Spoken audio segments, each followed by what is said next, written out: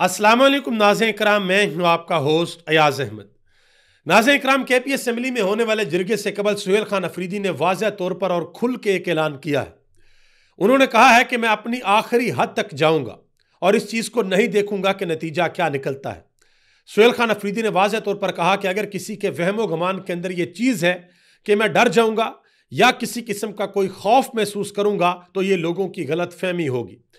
दूसरी तरफ इमरान खान की बहनों को आज रोका गया। अडयाला जेल के अंदर उनकी मुलाकात इमरान खान के साथ नहीं करवाई गई और रात देर तक वो अडयाला जेल के बाहर ठहरी रही। सलमान अकबर राजा ने आज वहां पर इंतहाई अहम गुफ्तगू की है, वो आपके सामने रखने के लिए जा रहा हूं। पाकिस्तान तहरीक इंसाफ के नौजवान MNA शाहद खटक, आज उन्होंने पार्लियामेंट के अंदर बड़ी दबंग गुफ्तगू की है, वो भी आपको बताता हूं। और अली मोहम्मद खान जो कि पाकिस्तान तहरीक इंसाफ के सीनियर रहनुमा है, उन्होंने भी बड़ी अहम बातें की हैं, वो भी आपके सामने रखने के लिए जा रहा हूं। ख्वाजा आसिफ जो कि हमारे वजीर दिफा हैं, उन्होंने पार्लियामेंट के अंदर कुछ चीज़ें अनफोल्ड की हैं, तारीख के कुछ हकायक बताए हैं, वो भी आपके सामने रखता हूं। और आज पाकिस्तान की पार्लियामेंट के अंदर एक बड़ा अजीबो गरीब किस्म का काम हुआ है। पाकिस्तान की जो अवाम है, इसके मैंडेट की खुल्लम खुल्ला तौहीन की गई है, उस पर भी बात करते हैं। आगे बढ़ने से कबल गुजारिश करूंगा कि वीडियो को लाइक करके चैनल को सब्सक्राइब कर दें ताकि ये इंफॉर्मेशन का सिलसिला आप लोगों तक पहुंचता रहे। नाज़रीन किराम, सबसे पहले नंबर पे एक वीडियो मैं आपके सामने रखने लगा हूं, इस वीडियो को जरा गौर से देखें। पाकिस्तान के सदर जिन्होंने ताहयात इस्तिस्ना हासिल कर लिया है कि चाहे वो सदर की कुर्सी के ऊपर हूं या ना हूं, उनको इस्तिस्ना हासिल है, वो मौजूद हैं। साथ वज़ीर आज़म शहबाज शरीफ मौजूद हैं, साथ कुछ और लोग भी मौजूद हैं जिनका तल्लक पीपल्स पार्टी से भी है और नून लीग से भी है और इनके दूसरे इत्तेहादी भी हैं। ये सदर साहब की जानिब से एक इशाया दिया गया क्योंकि अब ऐवान से, यानी कि पार्लियामेंट से, जो पाकिस्तान का ऐवान ज़ेरी है, वहाँ से अब ये आइनी तरमीम जो है वो पास होगी।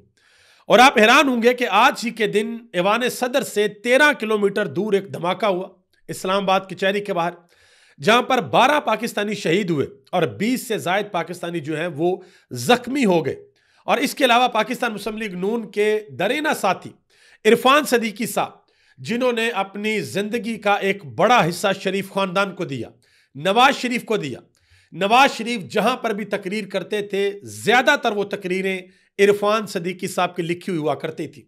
उन्होंने बड़ी खिदमत की है, आज उनका भी लिहाज ना किया गया। वो इस दुनिया फानी से चले गए, उनका जनाजा था और कल के बारे में यह बताया जा रहा है, ये इतलात है, मैं इसको कंफर्म नहीं कर सका, ये इतलात है कि वो कल ही वफात पा गए थे।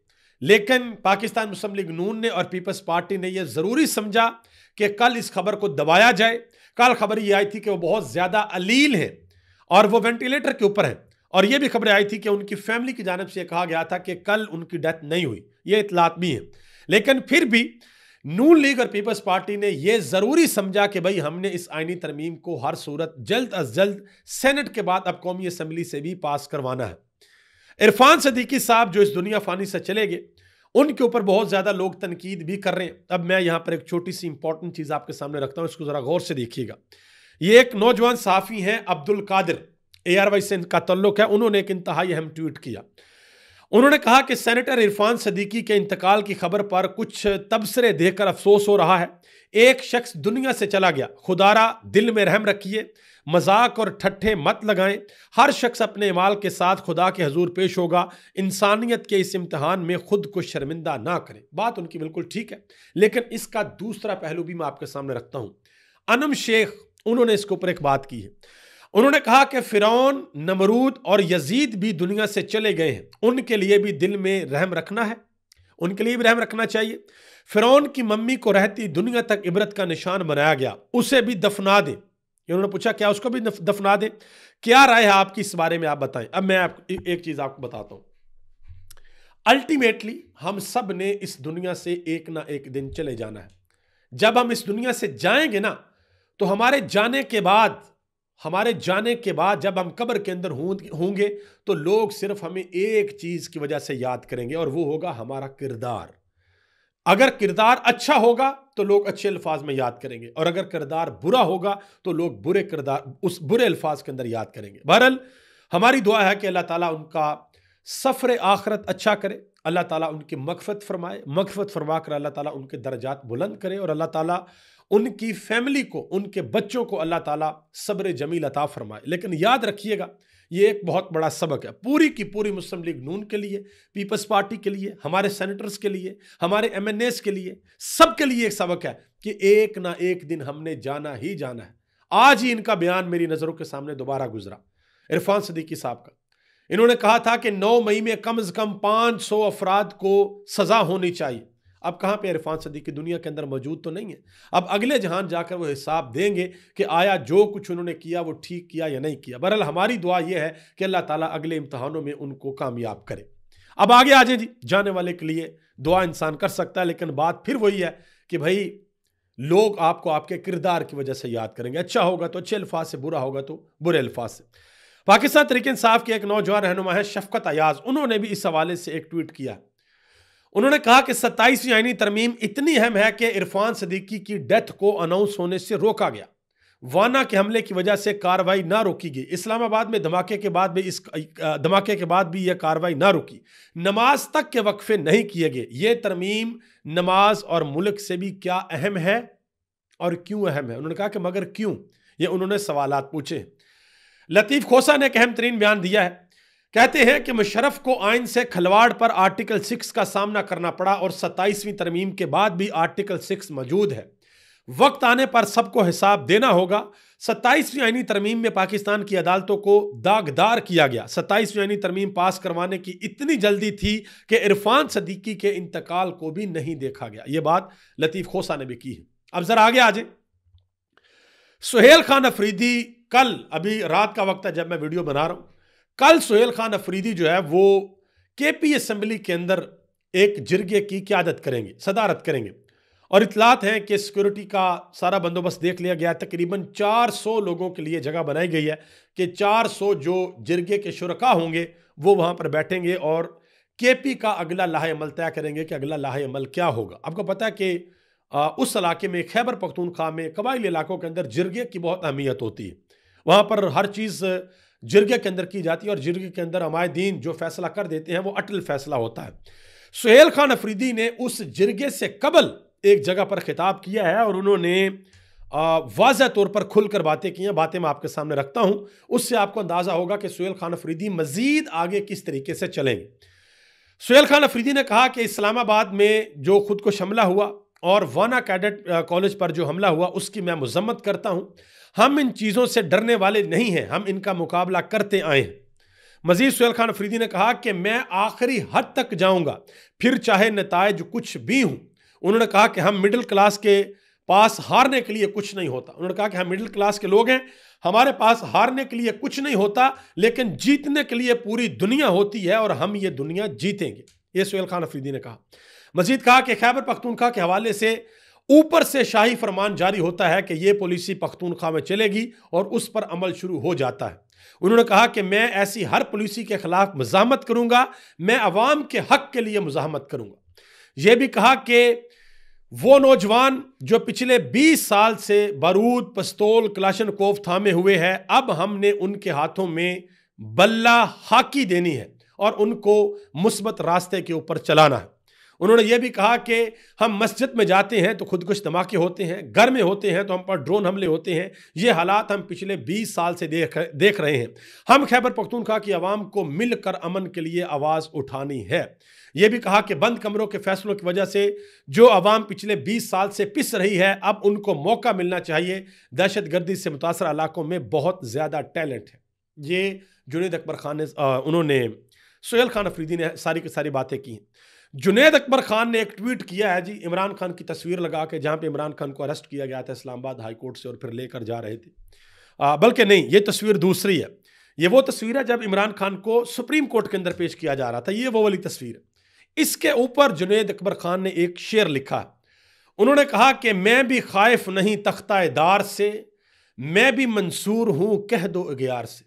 यह बड़ा गहरा शेर है और जो लोग शेर व शायरी से ताल्लुक़ रखते हैं उनको इस चीज़ का अंदाज़ा हो गया होगा कि ये कितना इंपॉर्टेंट शेर है और कितना गहरा शेर है। इमरान खान की बहनों को आज रोका गया। इमरान खान के साथ मुलाकात नहीं करने देगी। अब तक जब मैं आपके सामने वीडियो बना रहा हूँ वो धरना दिए बैठे हैं अडयाला जेल के बाहर। रात का वक्त है, सलमान अकरम राजा ने बड़ी अहम गुफ्तगू की।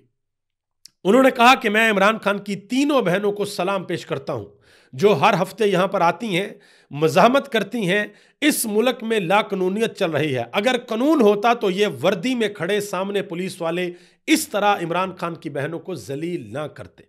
आप अंदाजा लगाएं ना कि मुल्क की हाई कोर्ट जो है वो ये कहती है कि भाई आप जो है जाएं और इमरान खान के साथ मुलाकात करें, और वहां पर पुलिस रोक लेती है, कैसा जो रोक लेता है कि हमने आपको आगे नहीं जाने देना, हम आपकी मुलाकात नहीं करवाएंगे।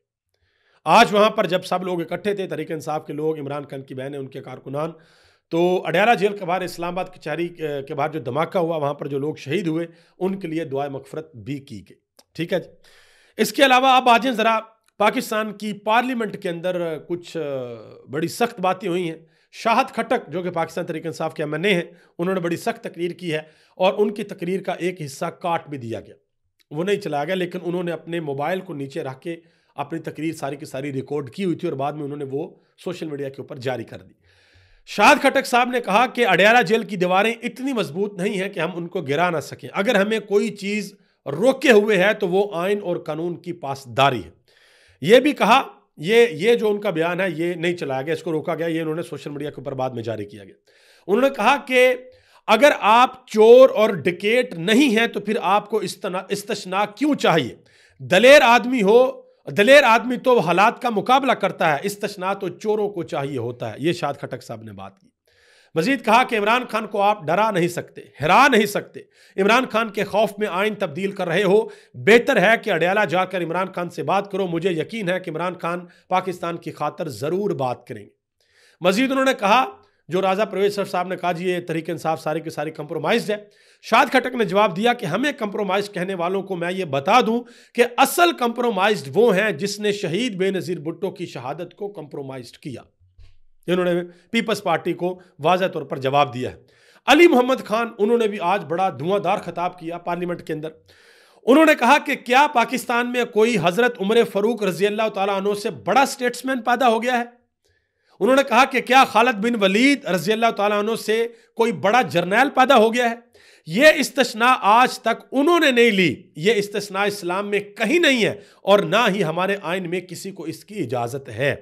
अच्छा, ये अली मोहम्मद खान ने दोनों तरफ बात की है। उन्होंने हेड ऑफ स्टेट की मिसाल भी दी है और उन्होंने जर्नैल की मिसाल भी दी है, यानी कि हेड ऑफ स्टेट हजरत उमर फारूक और जर्नैल हजरत खालिद बिन वलीद। तो उन्होंने कंपैरिजन किया कि इस्लामी तारीख में हेड ऑफ स्टेट और जर्नैलों ने इस्तिस्ना तक नहीं मांगा, तो यहां पर इस्तिस्ना क्यों मांगा जा रहा है? उन्होंने मिसाल भी दी।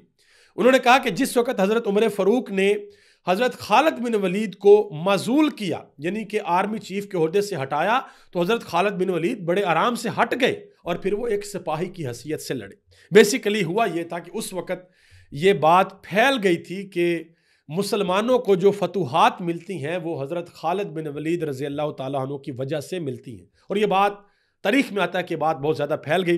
तो हज़रत उमर फ़ारूक ने इस असर को ज़ायल करने के लिए, उनकी ये हिकमत थी कि नहीं, मैं अपना कमांडर चेंज करूंगा ताकि लोगों को पता लगे कि फ़तह हमें किसी एक शख्स की वजह से नहीं मिल रही, फ़तह हमें उस निज़ाम और उस सिस्टम की वजह से मिल रही है जो सिस्टम हमें अल्लाह के हबीब सल्लल्लाहु अलैहि वसल्लम ने दिया है। हम उस निज़ाम, उस सिस्टम, उस दीन के ऊपर चल रहे हैं, हम उस गाइडलाइन के ऊपर, उस इंस्ट्रक्शन के ऊपर चल रहे हैं जो हमें रसूलुल्लाह सल्लल्लाहु अलैहि वसल्लम ने दी हैं, और उसकी वजह से हमें फतूहात मिल रही हैं। और उसके बाद भी फिर मुसलमानों को फतूहात मिली, यहां तक कि दुनिया की सबसे बड़ी इंपायर, ऑटोमन इंपायर मुसलमानों ने बनाई, और उन्हीं असूलों के ऊपर चलकर बनाई जो असूल रियासत मदीना के थे। ये अली मोहम्मद खान साहब ने आज बहरहाल इस हवाले से बात की है पाकिस्तान की पार्लियामेंट के अंदर। आगे आ जाए जी। ख्वाजा आसफ साहब ने पाकिस्तान की तारीख के कुछ वर्क आज उठाए हैं, लेकिन कुछ और बातें भी खुल गई हैं साथ ही साथ। उन्होंने कहा जी, अफगान जहाद लड़ने के लिए पाकिस्तान का तलीमी निसाब तब्दील किया गया, CIA ने निसाब बनाकर दिया। 80 की दहाई में इस्लामिजाइजेशन का बुखार चढ़ा, वो दीन के लिए नहीं, अमेरिका के मुफादात के लिए था। पहले नंबर पे उन्होंने कहा जी, तलीमी निसाब तब्दील किया गया, तलीमी निसाब CIA ने तब्दील किया। 80 की दहाई में इस्लामिनाइजेशन का बुखार जो चढ़ा था वो दीन के लिए नहीं था, वो अमेरिका के लिए था। ये किसने किया था? किसने किया था ख्वाजा आसफ साहब? काश वो आप नाम भी बता देते और ये भी बता देते कि आपके जो कायदे मोहतरम है नवाज शरीफ साहब, वो उनको अपना जद्दे अमजद समझते हैं, उनको अपना माई बाप समझते हैं। उनके बारे में कहा करते थे कि मैं शहीद ज़ियाउल हक का मिशन जो है वो आगे लेकर चलूंगा। ये तो फिर अब आपने बयान दे दिया पार्लियामेंट के अंदर, इसके ऊपर तो अब बड़ी बातें होंगी। और अगर उन्होंने तब गलत किया था, और अभी ये 27वीं आईनी तरमीम के हवाले से सवाल हुआ, ख्वाजा आसफ साहब थे और ख्वाजा आसफ साहब के जो वालिद साहब थे वो ज़ियाउल हक की कमीना का हिस्सा थे। ये आप जरा तारीख उठाकर देखें, कल उन्होंने इंटरव्यू के अंदर खुद भी बताया कि आपके वालिद साहब तब गलत लोगों के साथ थे और आप गलत लोगों के साथ हैं या सही लोगों के साथ हैं। आपके बच्चे और आपके पोते शायद आज से 25-30 साल बाद जाके इस बारे में बताएंगे। बहरहाल एक नौजवान सहाफ़ी हैं मोहम्मद उमैर, उन्होंने ख्वाजा आसफ के इस बयान के ऊपर जवाब दिया। उन्होंने कहा कि बेशतर लीगी रहनुमाओं के अबाउजदा और चंद मौजूद रहनुमा ज़िया की हुकूमत का हिस्सा थे। आज 40 साल बाद ये बता रहे हैं कि ज़िया दौर में सब किसकी मर्जी से हुआ। 40 साल बाद इनकी औलादें इनके बैद खोलेंगी। सब का सानहे तस्लीम करते हो। मौजूदा जो दौर है उसके बारे में भी बताओ कि ये किसके कहने के ऊपर हो रहा है। इन्होंने बातें की, उन्होंने ट्वीट किया। आगे आ जाए, पाकिस्तान की नेशनल असेंबली के अंदर आज एक अजूबा हुआ है, उसकी तफसीलात जरा सुने। 8 फरवरी को सूबाई असेंबली की नशिस्त के ऊपर बिना इंतखाबी निशान के पाकिस्तान तहरीक इंसाफ के एक उम्मीदवार थे नासिर चीमा, उनसे नून लीग के उम्मीदवार बिलाल फरूक तारड़ जो है वो हारे, बुरी तरह हारे। लेकिन अब क्या हुआ है, अब उन्होंने अहमद चट्ठा वाली जो सीट है, जो अहमद चट्ठा ने 1,60,676 वोट लेकर जीती थी बड़े मैंडेट के साथ, और उनको सजा दे के नाहल कर दिया। आज उनकी सीट के ऊपर बिलाल फरूक तारड़ साहब बिला मुकाबला मुंतखब हो गए। आप अंदाजा लगाएं कि अवामी मैंडेट की किस परले दर्जे के ऊपर जाकर पाकिस्तान की पार्लियामेंट के अंदर तौहीन हो रही है। आगे आ जाएं जी, ये एक साहब हैं, मुझे एग्जैक्टली इनका नाम याद नहीं है, ये वकील हैं। उन्होंने एक बड़ी अहम बात की है। वो कहते हैं कि बांग्लादेश का चीफ जस्टिस लोगों को इंसाफ नहीं देता था और उसको मफरूर होकर अमेरिका में जाकर पनाह लेना पड़ी। उन्होंने कहा कि पहले पाकिस्तान में मुशर्रफ जैसे लोग मफरूर होते थे, लेकिन अब यही हाल रहा तो अगली बार पाकिस्तान से जजेस मफरूर होंगे। इन जजेस को मफरूर होना पड़ेगा क्योंकि इन्होंने पाकिस्तान की आवाम को इंसाफ नहीं दिया। अब आप अंदाजा लगाएं ना कि मखसूस नशिस्तें, कहते तो सारे हैं कि जी पीछे एस्टेब्लिशमेंट है, एस्टेब्लिशमेंट सारा कुछ कंट्रोल करती है, सब एस्टेब्लिशमेंट की गलती है। लेकिन जो एस्टेब्लिशमेंट के लोग हैं, मिसाल के तौर पर फैसल वावड़ा साहब, वो कहते हैं कि सारा बेड़ा गर्क की अदलिया ने किया, सारा बेड़ा गर्क की अदालतों ने किया। और ये बात ठीक है, अगर आपकी अदालतें खड़ी हो जाएं, अगर जजेस अपने पांव के ऊपर वजन डाल दें तो कोई गलत काम मुल्क के अंदर नहीं हो सकता। अगर जुडिशरी तगड़ी होकर खड़ी हो जाए, 26वीं आईनी तरमीम चले उससे पहले शुरू हो जाए, मखसूस नशिस्तें अदलिया ने दी, 63A का फैसला अदलिया ने तब्दील किया, मंडियां लगाने का रास्ता अदलिया ने खोला, 26वीं आईनी तरमीम के ऊपर अभी तक आप अंदाजा लगाएं, इस मुल्क का हाल देखें कि 26वीं आईनी तरमीम का केस जिस अदालत के अंदर चल रहा था उस अदालत को खत्म कर दिया गया, आईनी बेंच को खत्म कर दिया गया, अब वो आईनी अदालत बन गई है। तो ये जजेस जो है अवाम के साथ ये कर रहे हैं, तो हो सकता है कि एक दिन फिर अवाम का पारा हाई हो जाए और अवाम इन जजेस से सवाल पूछे कि बताएं, हम अपना पेट काट के आपको लाखों रुपया तनख्वाह देते हैं, करोड़ों की मराद देते हैं पूरी जुडिशरी को, आप लोगों ने हमें इंसाफ क्यों नहीं दिया? आपकी जिम्मेदारी थी जिस कुर्सी के ऊपर आपको बैठाया हुआ, आप हमें इंसाफ देते, इंसाफ हमें कौन देगा?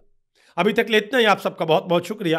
पाकिस्तान जिंदाबाद, पाकिस्तान के करोड़ों अवाम पाइंदाबाद।